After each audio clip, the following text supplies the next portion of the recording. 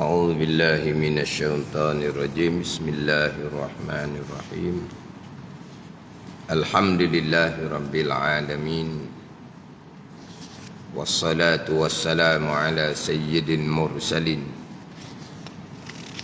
وعلى آله وصحبه أجمعين. رب اشرح لي صدري ويسر لي أمري wahlul 'uqdatam min lisani yafqahu qawli. Subhanaka la ilma lana illa ma 'allamtana innaka antal alimul hakim. Wala hawla wala quwwata illa billahil aliyyil azim. Kitab Pati Paridah, ke surat 48, baris yang kelima daripada bawah. Muka surat 48, baris yang kelima daripada bawah. Qala al-muallifu rahimahullahu ta'ala wa nafa'ana bi'ulumihi amin. 3. Fatanah mereka itu segala rusul. 4. Tabligh mereka itu tabligh menyampaikan oleh segala rusul. 3. Fatanah mereka itu. Ini yang ketiga daripada 9 perkara, 9 sifat yang terkandung pengertiannya di dalam syahadah yang kedua, wa asyhadu anna Muhammadar Rasulullah. Yang terkandung di bawah syahadah yang kedua 9 perkara, iaitu 9 sifat yang terkandung di bawah wa asyhadu anna Muhammadar Rasulullah. Terkandung yang pertamanya benar, yakni sidik segala rusul. Yang kedua, amanah mereka itu, kepercayaan mereka itu segala rusul.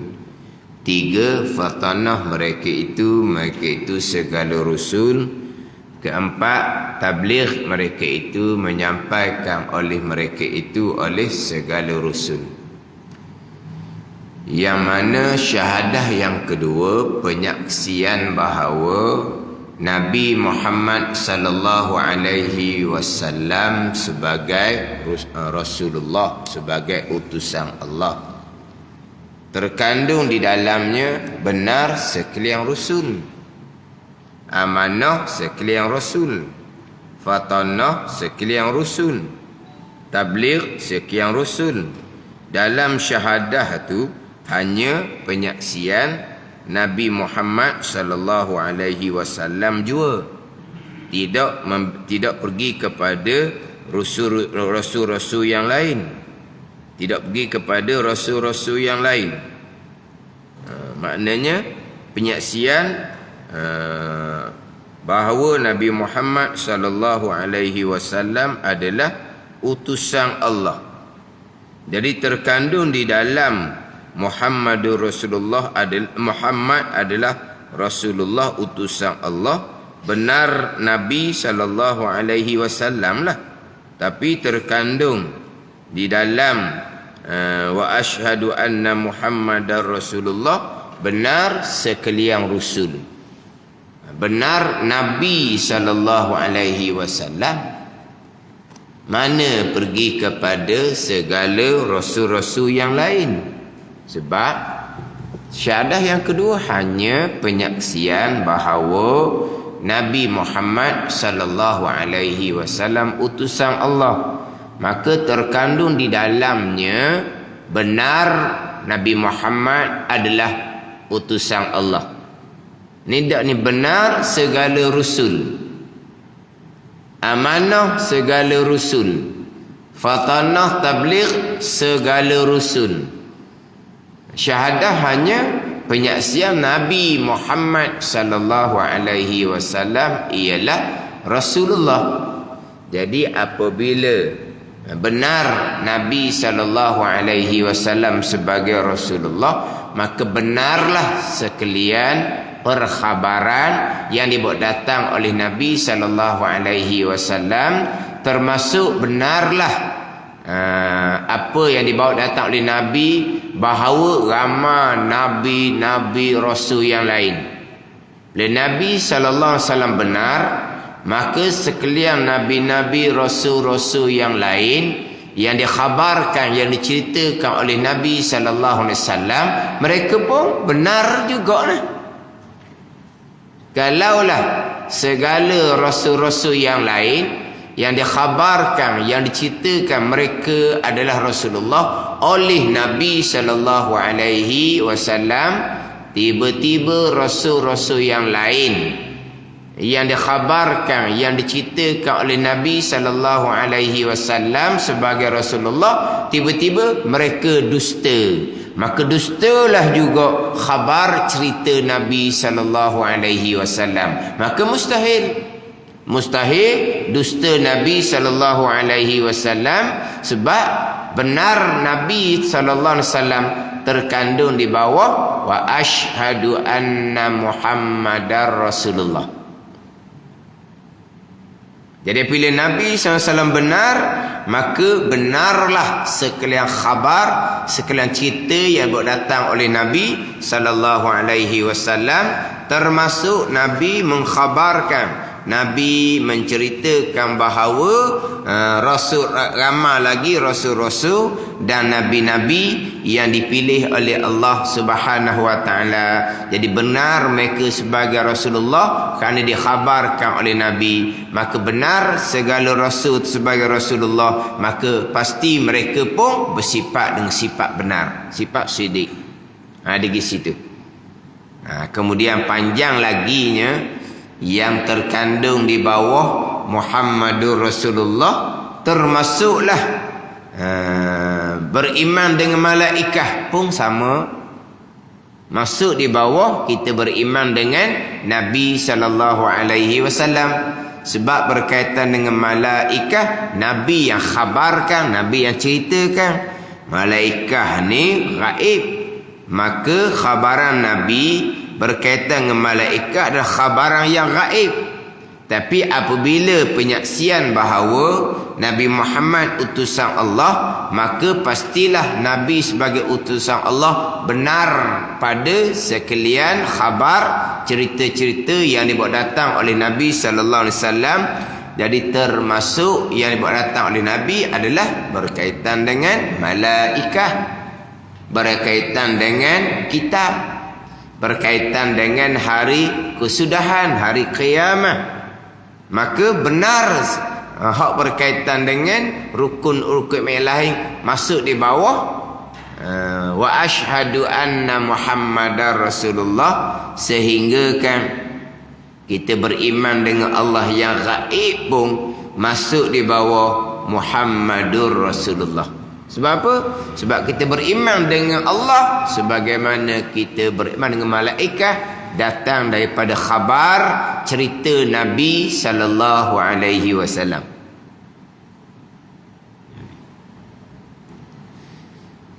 Tapi dalam jadual sifat 20 yang di Masjid Bukit Payung dahulu tu banyak orang ambil. Jadual sifat 20 tu hak keluar 68 aqaidul iman. 68 aqaidul iman kan. Jadual sifat 20. Di dalam jadual tu dia ceritalah, kalau tak silap saya lah, kalau tak silap saya, beriman dengan malaikat, kitab, hari kesudahan, dia letak di bawah beriman dengan Rasul. Beriman dengan Rasul, Rasul yang khabarkan berkaitan dengan malaikat, Rasul yang bawa segala kitab-kitab, Rasul yang khabarkan berkaitan dengan hari kesudahan. Jadi kesemua tu masuk di bawah beriman dengan segala Rasul. Kalau syahadah agak masuk di bawah wa asyhadu anna Muhammadar Rasulullah. Sehingga kan beriman dengan Allah pun masuk di bawah Muhammadur Rasulullah. Sebab itulah dalam mazhab Maliki menghina Nabi sallallahu alaihi wasallam, murtad seseorang wal iazabillah, dan murtad kerana menghina Nabi sallallahu alaihi wasallam sama sekali tidak akan diterima taubahnya. Sama sekali tidak akan diterima jikalau kembali mengucap dua kalimah syahadah, tidak akan diterima. Orang yang murtad kerana menghina Nabi sallallahu alaihi wasallam dalam mazhab Maliki bunuh semata-mata. Dia nak bertaubah, dia nak mengucap dua kalimah syahadah kembali, dia nak kembali jadi orang Islam, sudah tutup buku ni. Sudah tutup buku, sama sekali tidak akan diterima dah. Ini mazhab Maliki. Macam cerita terdahulunya Salman Rushdie tu lah. Tu cerita contohnya. Dia kata dia bertaubat dah, dia mengucap dua kalimah syahadah kembali, mazhab Maliki tak terima dah. Sebab apa? Sebab menghina Nabi sallallahu alaihi wasallam lucu segala-galanya, termasuk berkaitan dengan beriman dengan Allah Subhanahu wa taala. Bila hina Nabi sallallahu alaihi wasallam, tolak Nabi sallallahu alaihi wasallam, tak ada lah beriman dengan Allah. Sebab beriman dengan Allah mari daripada khabaran Nabi sallallahu alaihi wasallam. Bila Nabi tu dihina, ditolak Nabi tu, tak ada lah, tak ada. Beriman dengan Allah, tolak Nabi sallallahu alaihi wasallam juga. Beriman dengan Allah macam mana kalau Nabi sallallahu alaihi wasallam ditolak? Sebab kita beriman dengan Allah mari daripada khabaran yang dibawa datang oleh Nabi sallallahu alaihi wasallam. Tapi mazhab Maliki kalau dia menghina Allah, murtad dianya, hukum bunuh dianya. Tapi kalau dia bertaubah, mengucap dua kalimah syahadah kembali, diterima balik keislaman dia. Menghina Allah, diterima balik keislaman dia. Menghina Nabi sallallahu alaihi wasallam, tutup buku. Sebab apa? Sebab menghina Nabi tak ada adalah Allah Ta'ala-nya. Pada ni bukan kata besar Nabi sallallahu alaihi wasallam daripada Allah Subhanahu wa taala, bukan. Sebab segala-gala perkara agama yang kita imani, kesemuanya dia buat datang oleh Nabi sallallahu alaihi wasallam, termasuk kita percaya dan beriman kepada Allah. Bila tolak Nabi sallallahu alaihi wasallam, tak ada dah, tak ada. Habis. Tak ada termasuk beriman dengan Allah Subhanahu wa ta'ala. Itu mazhab Maliki. Hina Nabi sallallahu alaihi wasallam, murtad kafir orang ni wali'azabillah, tidak akan diterima kembali taubah dan tidak akan diterima kembali kepada Islam.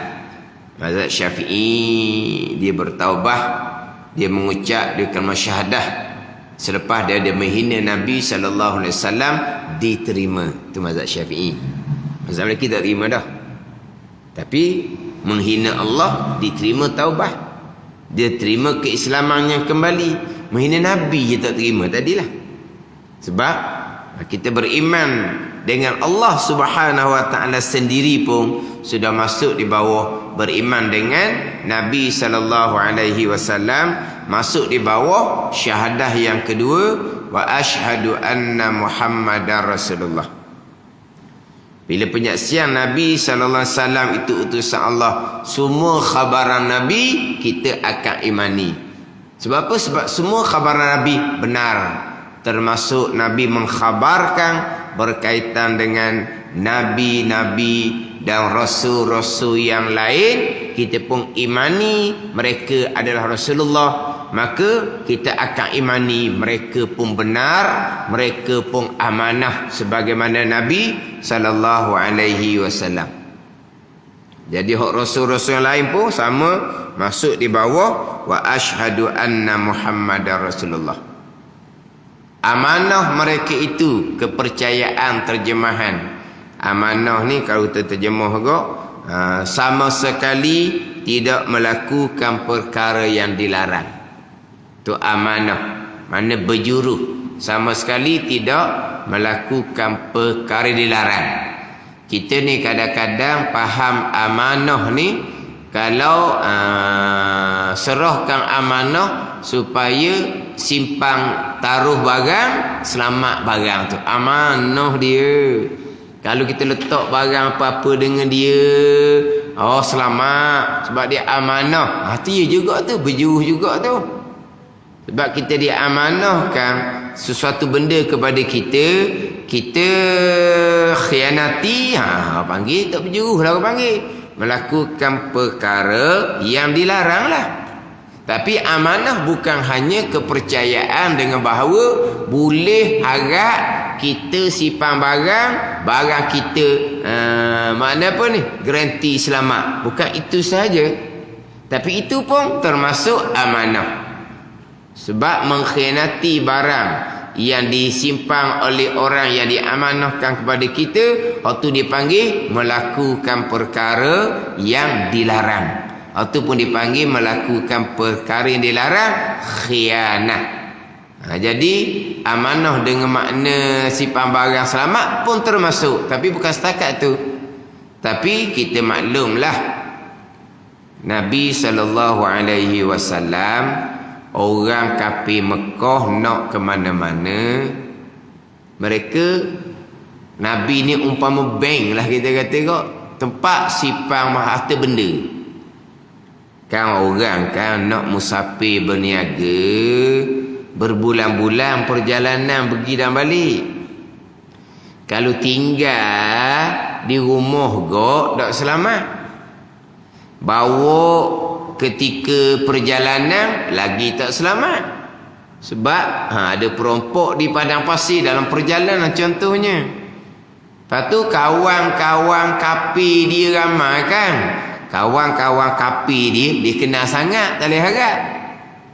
Lepas tu siapa dia harapnya? Nabi SAW. Yang dia tolak Nabi sebagai Rasulullah, dia lawan Nabi sebagai Rasulullah, tapi nak letak barang nak apa, pergi cari Nabi SAW. Apa dah ni? Cari kawan sendiri lah. Oh, kawan sendiri tak agak dia kata. Ada ni.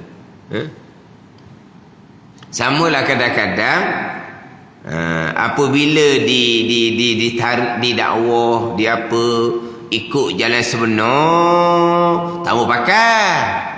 Tapi apa-apa hal dia cari kita juga. Cari sama guru lah. Sama guru tak jadi yang kamu duduk turun. Ada ni. Oh, kita dah ajak tak mau turun. Tapi apa-apa hal cari juga. Ada ni. Hak Nabi SAW dakwah dilawan. Tapi Nabi lah juganya tempat disimpan barang, simpan harta siapa di Nabi SAW. Sebab tu ketika Nabi hijrah ke Madinah tu, Nabi pesan kepada Sayyidina Ali karamallahu wajhah supaya kembalikan balik harta-harta yang orang kafir simpan di Nabi SAW. Tapi waktu pun dipanggil amanah lah juga. Tapi bukan hanya terhad setakat amanah dengan makna simpan barang selamat, bukan. Amanah dengan makna sesekali tidak melakukan perkara yang dilarang, zahir dan batin, dan sesekali tidak melakukan perkara yang dilarang, sama ada termasuk sebelum dilantik menjadi rasul. Termasuk sebelum dilantik menjadi rasul. Sekarang kita bicara amanah rasul. Macam Nabi SAW dilantik menjadi Nabi dan dilantik menjadi Rasul umurnya 40 tahun. Jadi sebelum 40 tahun bukan Rasulullah. Jadi amanah ke tidak? Sebab kita bicara adalah amanah segala Rasul. Amanah Nabi SAW. Bicara bab sifat Rasul, sifat Nabi amanah ni. Tapi Nabi kita menjadi Nabi dan Rasul umur 40. Dah sebelum tu? Sebelum tu. Sebelum tu sekalipun Nabi Rasul amanah, termasuk ketika sebelum menjadi Rasul. Selepas menjadi Rasul tu, tu pastilah hak sebelum dilantik di Rasul. Cuma hak sebelum dilantik di Rasul ni ada sedikitlah khilaf di kalangan ulama'. Ada setengah pandangan sebelum dilantik menjadi Rasul harus berlaku perkara yang dilarang oleh Rasul. Sebelum tu, yang kita bicara amanah adalah sifat Rasul. Jadi sebelum jadi Rasul, perkara dilarang ada yang harus terjadi, harus berlaku kepada seorang Rasul. Itu ada setengah pandangan lah. Cuma yang ijma' ulama', walaupun sebelum menjadi Rasul, Rasul terpelihara. Yang pertama, kufur. Mana-mana Rasul tidak pernah kufur kepada Allah walaupun sebelum menjadi Rasul. Hak ijma' ulama' sekalian Rasul-Rasul ni terpelihara walaupun belum dilantik Rasul. Ijma' ulama' adalah terpelihara daripada dusta. Terpelihara dari dusta. Rasul ni belum lagi dilantik menjadi Rasulullah. Sebelum tu, ijma' ulama' mengatakan mereka terpelihara daripada dusta. Mereka terpelihara daripada dusta. Sebab apa? Kalaulah sebelum menjadi Rasulullah mereka pernah berdusta, selepas dilantik menjadi Rasulullah, orang kepercayaan orang pun sudah tak kuat dah lah. Dia Rasulullah, sebelum ni dia banyak dusta. Sekarang ni barangkali dusta juga barangkali. Ada ni. Sebab orang ni apabila dia pernah berdusta, jadi lain kali tu orang akan fikir dua kali. Dia cerita tu kena periksa dulu tu. Sebab dia ni sebelum ni dikenali sebagai orang yang percakapannya banyak bohong contohnya. Jadi Rasul ni nak menyampaikan agama, kalaulah seumpama tu kedudukan, maka tak tercapailah hikmah dilantik menjadi Rasul. Ijma' ulama' Rasul terpelihara dari dusta walaupun sebelum menjadi Rasul. Rasul terpelihara daripada zina walaupun sebelum menjadi Rasul. Rasul terpelihara daripada umpama mencuri. Ijma' ulama' Rasul terpelihara sebelum dilantik menjadi Rasul. Adapun kesalahan yang lain, ada setengah pandangan kesalahan dosa kecil yang tidak menjadi hina. Setengah pandang mengatakan para Rasul sendiri pun harus berlaku kesalahan yang kecil-kecil sebelum mereka dilantik menjadi Rasul. Tapi dalam kitab-kitab yang kita duk mengajinya adalah Rasul amanah termasuk sebelum dilantik menjadi Rasul sama sekali tidak pernah melakukan perkara yang dilarang walaupun dosa kecil sekalipun. Ni hak kita duk mengaji. Tapi hak sebelum jadi Rasul, hak dosa-dosa kecil, kesalahan-kesalahan kecil, di situ ada khilaf di kalangan ulama. Sebagai contoh, pergi kepada Nabi Adam makan buah khuldi. Nak hurang macam mana? Sebab itu larangan wala taqraba hadhihi syajarah, jangan hampiri oleh kedua kamu akan ini pokok. Larangan kepada Nabi Adam AS dan Hawa. Tuan larang dah. Kita maklumlah Nabi Adam makan buah khuldi, larangan Allah Subhanahu wa taala. Jadi macam mana kita bicara amanah sekalian Rasul, bukan hanya amanah Nabi sallallahu alaihi wasallam. Jadi macam mana tu? Nabi Adam AS makan buah khuldi. Atas pandangan tadi, sebelum jadi Rasul harus berlaku kesalahan. Okey. Masa tu Nabi Adam belum lagi Rasulullah. Jadi Nabi Adam melakukan kesalahan dengan makan buah khuldi, okeylah, harus berlaku. Sebab bukan Rasulullah. Takkan kata Rasul amanah sesekali tidak melakukan larangan. Nabi Adam pada masa tersebut belum lagi Rasulullah, maka harus berlaku kesalahan seumpama makan buah khuldi. Tu kata setengah pandangan.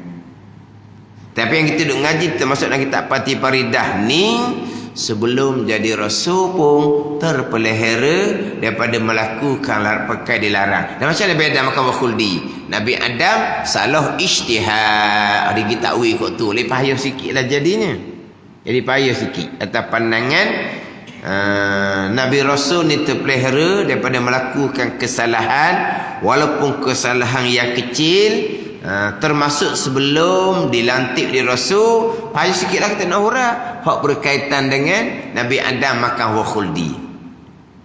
Kalau atas pandangan sebelum jadi Rasul harus mereka melakukan kesalahan, maka contoh Nabi Adam AS sebelum dilantik Rasul makan buah khuldi. Senang cerita. Sebab apa? Bukan Rasulullah. Nabi Adam belum lagi nanti jadi Rasulullah pada masa makan buah khuldi. Tapi kalaulah terpelihara daripada melakukan perkara larang, termasuk sebelum dilantik menjadi Rasul, macam mana Nabi Adam? Dia pergi kepada salah ijtihad. Pandangan Nabi Adam satu silap. Sebab Tuhan larang wala taqraba hadhihi syajarah, jangan engkau berdua hampiri ini pokok. Nabi Adam AS makan buah khuldi, pokok lain. Tu kata setengah pandangan. Hazihi itu isim isyarah yang muayyanah. Ini pokok. Jadi hak pokok tu je lah jangan makan. Tapi Nabi Adam pergi makan buah khuldi, pokok lain. Salah ijtihad. Salah ijtihad tidak berdosa. Macam ijtihad ulama fiqh tu lah. Ulama ni ijtihad keluar pandangan seumpama ni. Ulama ni ijtihad keluar pandangan seumpama ni. Dua pandangan yang berlainan. Dua pandangan yang berlainan. Mana betul, mana salah. Tu tak tahulah mana betul, mana salah. Kalau salah macam mana? Tetap berpahala, tidak berdosa. Nabi sallallahu alaihi wasallam bersabda, "Man ijtahada fa asaba falahu ajrun wahid. Man ijtahada fa asaba falahu ajran. Wa man ijtahada fa akhta'a falahu ajrun wahid." Nabi kata sesiapa ijtihad betul, dia boleh dua pahala. Pahala ijtihad satu, pahala betul satu. Sesiapa ijtihad salah, dia dapat satu pahala, mana tidak berdosa. Nabi Adam salah ijtihad, tidak berdosa. Gitu jelah. Ijtihad ni ulama-ulama mujtahid. Imam Syafi'i berijtihad keluar hukum seumpama ni. Imam ni ijtihad keluar hukum seumpama ni. Jadi ijtihad keluar hukum yang berbeza-beza. Mana yang betul, mana yang salah. Yang salah sekalipun tetap berpahala, tidak berdosa. Gitu jelah. Jadi Nabi Adam salah ijtihad, Nabi larang, Tuhan larang jangan kamu hampiri ini pokok. Nabi Adam AS pergi makan buah khuldi, pokok yang lain. Itu ulama yang menghuraikan sebab nak letak molek Nabi Rasul ni amanah termasuk sebelum dilantik menjadi Nabi dan Rasul. Tapi kalaulah atas pandangan sebelum dilantik Nabi dan Rasul harus berlaku kesalahan, contoh Nabi Adam makan buah khuldi, pergi situ ada ni. Tapi kalau nak cerita hak Nabi SAW, amanah berjuruh Nabi SAW daripada budak lagi lah. Kalau kita baca sejarah-sejarah Nabi SAW kau tak pernah buat salah pun. Daripada budak kecil pun tak pernah buat salah pun. Kan budak-budak kan, budak-budak ni ada jenis nakal, ada jenis apa? Bokok. Kau nak bokok? Bokok ada. Bokok lah, dikutir lah. Tahu kutir? Cubi-cubi. Kutir tak? Kutir. Bekah. Ni sama-sama budak tu. Bekah. Apa tu? Tu.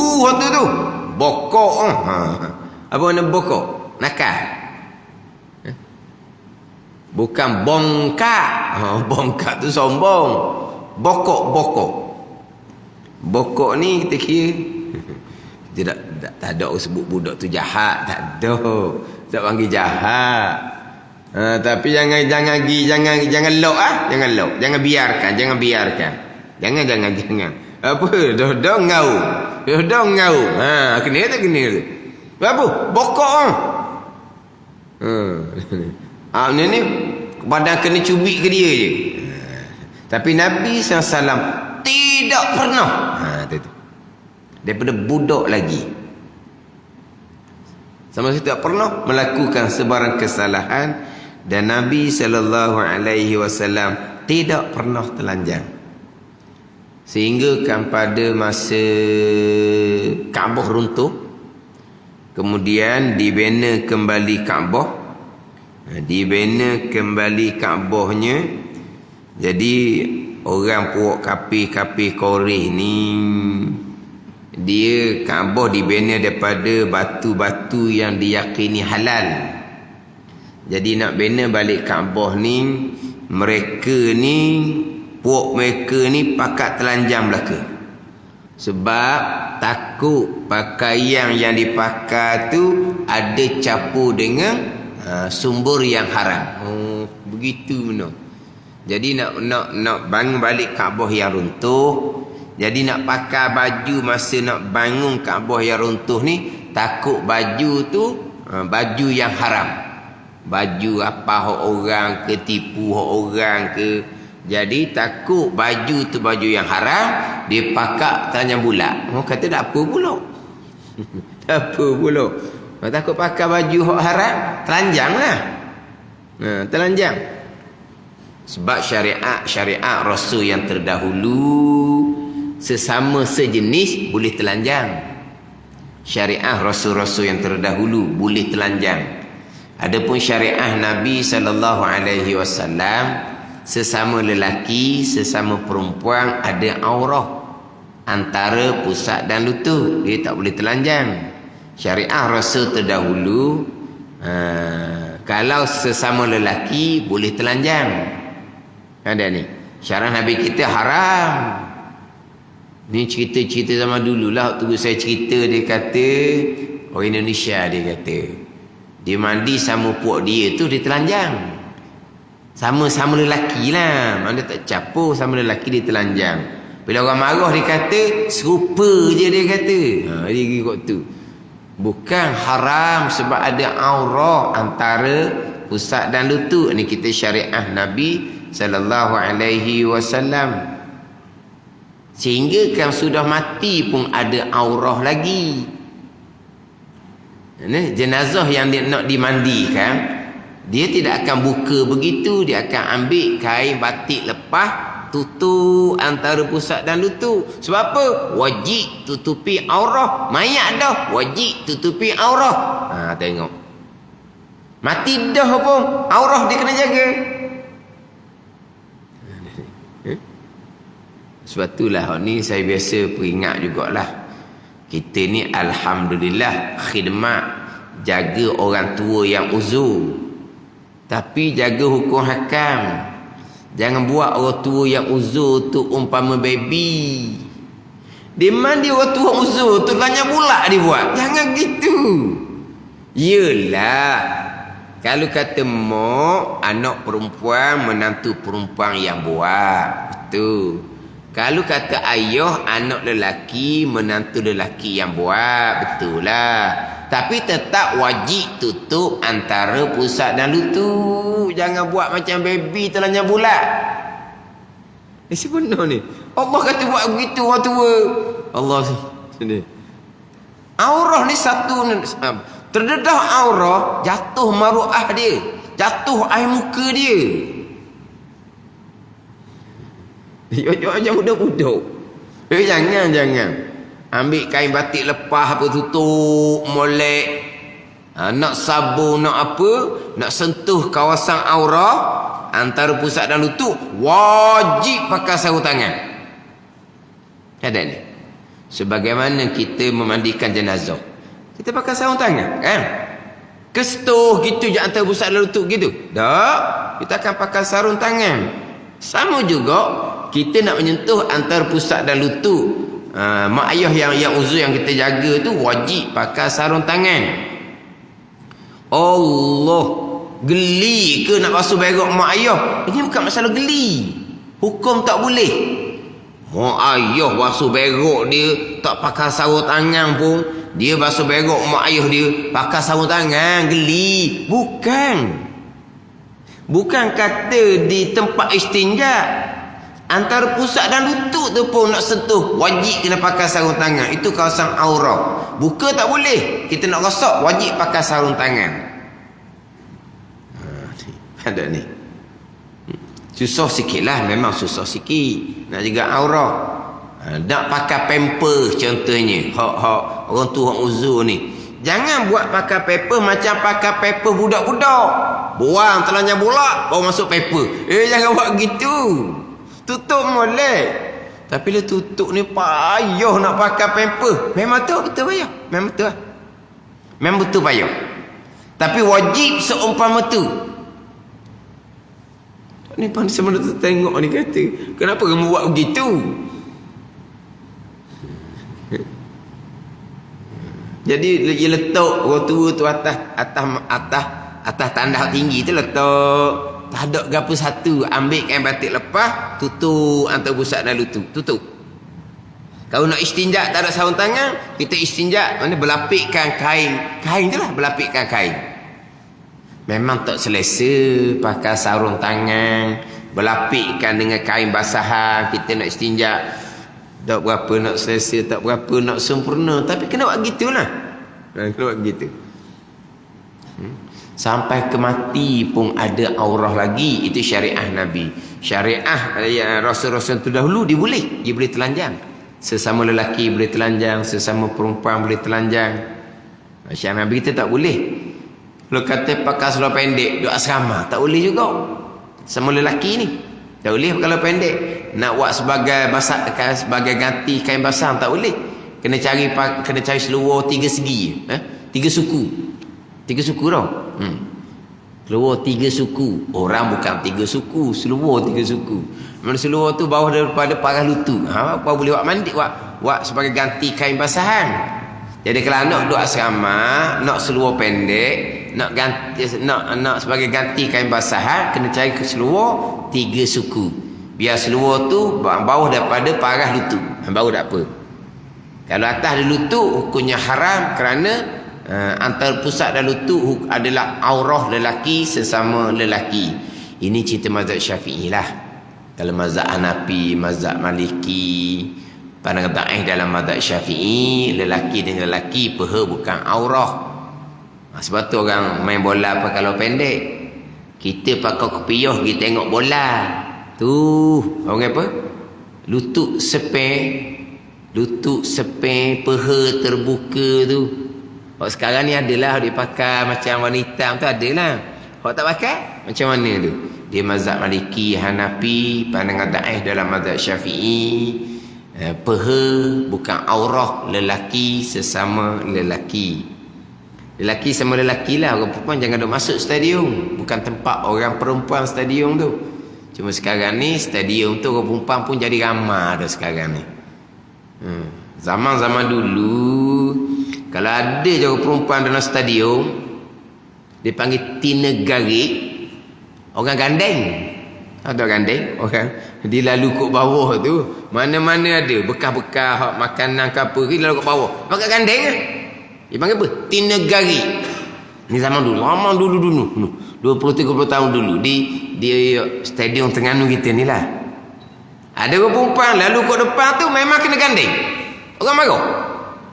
Sebab apa? Tina garik. Ada tina garik. Mana tina ni garik tak balik lagi barangkali dah. Oh gitu. Tapi sekarang ni jadi aktiviti keluarga dah. Dengan tok laki, dengan bini, dengan mak ayah dibawa masuk stadium. Jadi macam aktiviti rehlah ke apa panggil? Aktiviti keluarga dah jadinya. Persoalannya apa? Persoalannya tu lelaki tu lutut terbuka, peha terbuka. Lelaki, tengok lelaki tak apa, mazhab Maliki, mazhab Hanafi, bolehlah kita pakai pandangan. Dan orang perempuan tu bukan tempat dia. Jadi orang puang suka tengok orang lelaki main bola, nampak lutut, nampak peha. Orang lelaki pula suka tengok orang berenang. Begitu dah. Orang lelaki, orang puang suka tengok bola. Orang lelaki suka tengok acara pun, acara renang tu lah, renang tau. Gitu. Lelaki tak apalah, kita boleh pakai pandangan peha bukan aurah, gitu je lah. Tapi kalau anak kita nak minta seluar ganti kain basahan, belilah seluar hak panjang bawah pada lutut, bawah lepas dalam mazhab Syafi'i kita. Jadi syariah Nabi ni ada aurah, syariah Rasul tu tak ada aurah. Jadi kafir Mekah masa nak pindah Kaabah tu dia pakai telanjang. Suruhlah Nabi telanjang juga. Nabi nak telanjang ni, Nabi malu. Nak telanjang je, pengsang Nabi malu. Akhirnya Nabi seorang je yang tidak bertelanjang ketika dibina kembali Kaabah yang runtuh. Nak ceritanya berjuruhnya Nabi daripada budak lagi. Al-Amin. Maknanya kalau begitulah sejarah Nabi SAW daripada mak ayah. Sekarang ni bukan cerita Nabi saja. Mak ayah Nabi Abdullah bin Abdul Muttalib, Aminah mak Nabi, dikenali lelaki dan perempuan yang paling baik di Mekah. Pandai ni. Tak ada orang lelaki yang paling baik malaikat Abdullah bin Abdul Muttalib. Tidak ada perempuan yang paling baik malaikat Aminah. Ni. Pandai ni. Lahirlah Nabi SAW. Mana kalau kira latar belakang tu, selepas Nabi mengaku ianya Rasulullah, ada kata kok tak ada seorang lah yang tidak beriman. Kalau ada kata kok. Tapi taufik hidayah milik Allah Subhanahu wa taala. Pelik apa kita nak nyampai agama sikit sebanyak, nasihat agama sikit sebanyak orang tak terima, pelik apa? Sebab kita pun jadi baik pun kemudian. Dia bila kita nak dakwah, nak sapa, nak nasihat, Allah dia ada dia. Sebab apa? Kita asal tak molek. Jadi molek kita nak menyampai, kita nak dakwah, nak nasihat, tak pelik orang tak terima. Tapi Nabi SAW tak ada dah nak cari gapanya. Ada kata tak ada seorang pun yang tidak beriman dengan Nabi. Tapi hakikatnya beberapa ratus je selama 13 tahun yang beriman dengan Nabi SAW. Sebab di Nabi ni perkara-perkara ajaib, perkara-perkara yang luar biasa yang berlaku di Nabi daripada budak memang masyhur di kalangan orang Mekah. Kan peristiwa pelik pada masa Nabi dilahirkan, ketika Nabi disusukan, ketika Nabi budak-budak, masyhur cerita pelik. Kalau Nabi pergi Syam, balik daripada Syam dengan Abu Talib, yang mana pergi balik dinaungi oleh awan, tok kena panah lasu, mari mana gitu. Kalau dak orang istimewa, cerita tu masyhur, orang maklum. Ada ni. Hak ni Buhairah dah. Hak suruh Abu Talib apa nama? Hak balik semula ke Madinah tu, ke Mekah tu. Makna suruh Abu Talib balik semula. Sebab ni siapa ni Nabi Muhammad Makna kalau kita kata Abu Talib dah nombor satu beriman. Kalau kira-kira situ. Mana Abu Talib yang pertama-tama beriman sepatutnya. Siapa ke mati tidak beriman. Taufik hidayah milik Allah Subhanahu wa taala. Pelik apanya kita? Kita sebagai mak ayah, kita dakwah ni kita ni nak bawa anak kita pada jalan agama, anak kita tak apa nak turun. Apa? Tadilah kita pun baru je dengar, baru je ngaji. Anak mak ayah. Hari gitu tak pelik kalau anak tak mau terima nasihat kita. Dan kita latar belakang kita tu kita banyak buat salah. Tengok hak Nabi Muhammad SAW Al-Amin tak terima juga. Taufik hidayah milik Allah. Tu je lah.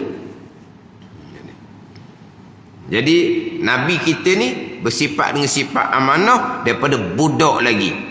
Sebenarnya Rasul pun bersifat dengan sifat amanah, sesekali tidak melakukan perkara yang dilarang. Bahkan tidak Nabi SAW dan Nabi Rasul yang lain tidak melakukan perkara yang makruh.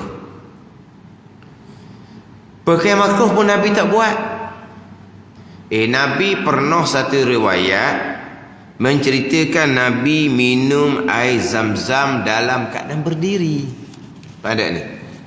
Sebab itulah ada setengah ulama menyatakan minum air zam-zam sunat berdiri. Sebab Nabi pernah minum air zam-zam dalam keadaan berdiri.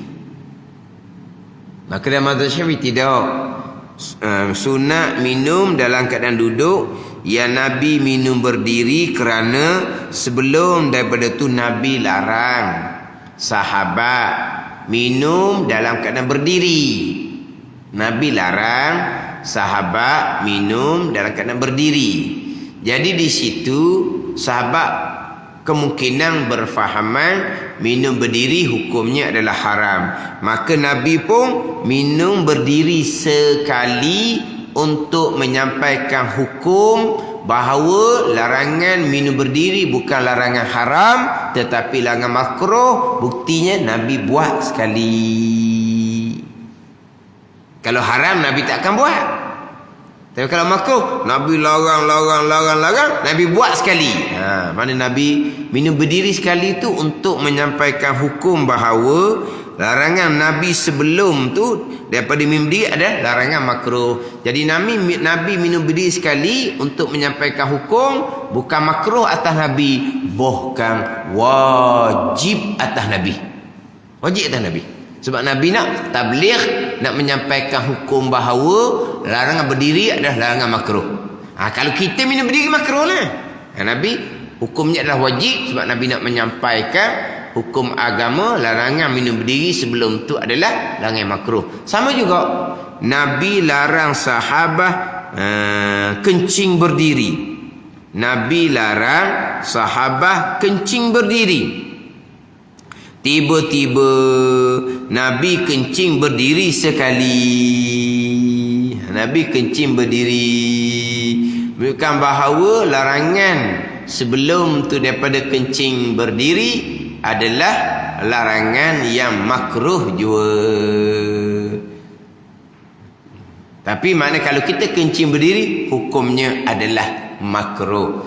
Melainkan kalau ada kerana tu lainlah. Kita ada penyakit. Kalau kencing duduk lambat boleh semayang sebab lambat puas. Kalau kencing berdiri cepat boleh semayang sebab cepat berhenti kencing keluar. Jadi kalau ada sebab kerana tu maka kencing berdiri kita tidak lagi dimakruhkan. Ada kan orang? Kalau kencing duduk orang sudah semayang dah lah. Kencing dia masa dia keluar lambat puas. Tapi kalau dia kencing berdiri tu dia lega. Dia lega mana ni. Jadi mana cepat dia kencing tu puas. Maka kalau ada penyakit seumpama tu kencing berdiri tidak lagi dimakruhkan. Ada ni. Ni kencing berdiri pula luar tu. Nampak dia orang ni. Dia kata jangan tengok ah. Kalau orang tu tengok, orang tu berdosa. Kalau orang tu tak tengok, kamu tetap berdosa sebab kamu buka aurah. Kamu kecing tu kan? Kan sama sekolah dulu kan, tempat kecing tu dibuat panjang gitu je. Tak ada dinding antara sorang-sorang ni, faham tak?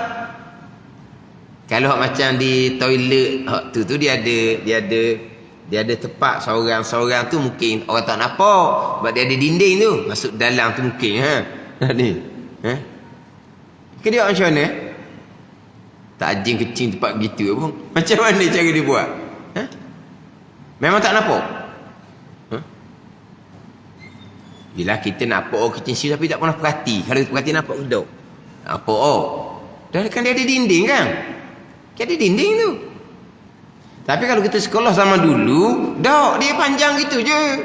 Panjang kan? Dia panjang. Lepas tu gitu je. Mana ada? Tu cerita budak-budak sekolah. Tandah dia gitu tempat kecing. Sekarang ni tempat kecing berdiri tu dia ada dinding. Kalau aurahnya tertutup tak haram lah. Tapi kencing berdiri tetap makruh. Melainkan kalau ada kerana. Nabi SAW berwuduk 3 kali. Berwuduk sekali sahaja hukumnya makruh. 2 kali sahaja hukumnya makruh. Nabi pernah berwuduk basuh muka sekali saja. Nabi terus berpindah kepada basuh tangan sampai ke siku sekali saja. Nabi pindah kepada sapu kepala. Nabi buat sekali-sekali. Kan makruh kan? Basuh ni berwuduk sekali-sekali. Nabi buat berwuduk sekali-sekali nak menyampaikan hukum bahawa yang wajib ketika basuh muka sekali je, bukan 3 kali. Ada ni. Kalau Nabi buat 3 kali sentiasa tak pernah pun buat sekali ataupun 2 kali, akan difahami bahawa berwuduk basuh muka 3 kali. 3 tu wajib jadinya. Ada. Nabi pernah basuh muka sekali sahaja. Nabi pun basuh tangan sampai ke siku sekali sahaja. Ada ni. Nabi nak menyampaikan hukum. Tapi kalau kita basuh muka sekali saja, kita pindah pada basuh tangan sampai ke siku sekali saja, hukumnya adalah makruh. Hak Nabi buat tidak makruh sebab Nabi amanah sesekali tidak melakukan perkara dilarang. Itu yang kedua, terkandung di bawah Muhammad Rasulullah. Ketiga, fatanah mereka itu cerdik.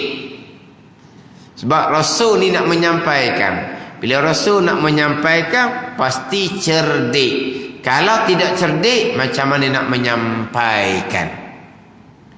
Contoh Nabi SAW menyampaikan kepada puak Quraisy, puak kafir Mekah, puak jahiliyah, puak yang tidak bertamadun, puak yang berperang sesama sendiri. Sebab pada masa Nabi SAW, tempat yang bertamadun adalah Palestin. Palestin tempat yang bertamadun. Sebab apa? Sebab Rasul silih berganti di bumi Palestin. Silih berganti. Hak di Mekah ni, selepas ada Nabi Ismail AS, tak ada dah. Pandai ni. Di Palestin itu Nabi, lepas tu Nabi. Sebab tu mereka ni masyarakat yang bertamadun, masyarakat yang berpelajaran. Adapun di Mekah ni, selepas Nabi Ismail AS wafat, tak ada dah. Jadi akhirnya puak ni menjadi puak jahiliyah. Puak yang tidak bertamadun, puak yang tidak berpelajaran. Jadi diutuskan Nabi untuk menyampaikan kepada puak yang seumpama ni. Kalau Nabi ni tidak cerdik nak menyampaikan macam mana? Ada ni. Nabi pula cerdik. Ada malaikat Jibril pula duduk bantu Nabi. Sedap lah. Nabi cerdik dah. Lepas tu ada malaikat Jibril pula tolong Nabi. Sebab tu orang kafir Mekah tak berani nak berhadapan dengan Nabi sallallahu alaihi wasallam. Berhadapan dengan Nabi pasti mereka akan kalah ketika berhujah dengan Nabi. Mereka tak akan berani berhadapan dengan Nabi. Nabi cerdik. Malaikat Jibril pula bantu Nabi. Sedap Tapi taufik hidayah milik Allah Subhanahu wa taala. Keempat, tabligh mereka itu menyampai mereka itu tabligh pun terkandung di dalam syahadah yang kedua, wa ashhadu anna Muhammadar Rasulullah. Wallahu a'lam.